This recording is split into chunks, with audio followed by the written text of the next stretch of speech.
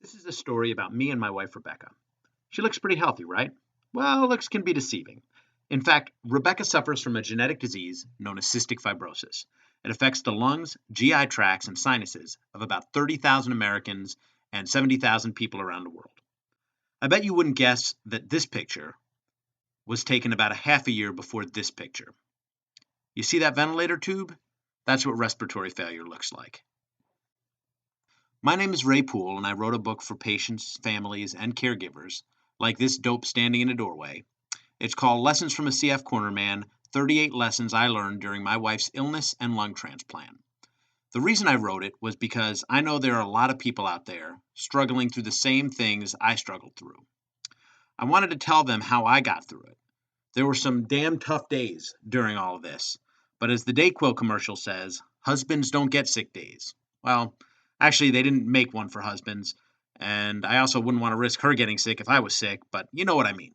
Now, hearing that your wife's lungs will never be healthy enough for her to breathe without a ventilator is hard. Then learning that it's unlikely she'll qualify for a lung transplant is brutal. Hearing she has days to live is just awful.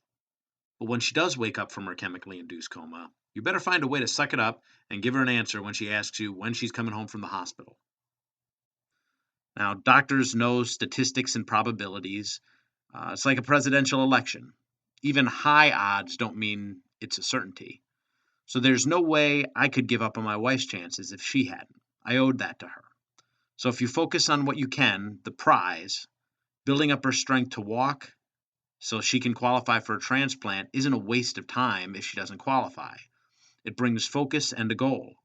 It also gives her the benefit of being able to move around in her hospital bed and reach her tapioca pudding, even though tapioca pudding is weird and has these weird balls in it.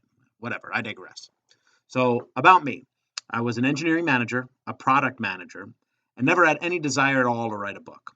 But after I left my job to stay with Rebecca in her hospital room, my perspective changed, and I felt the need to share my story, to share what I had learned, because I saw so many people struggling with the same things.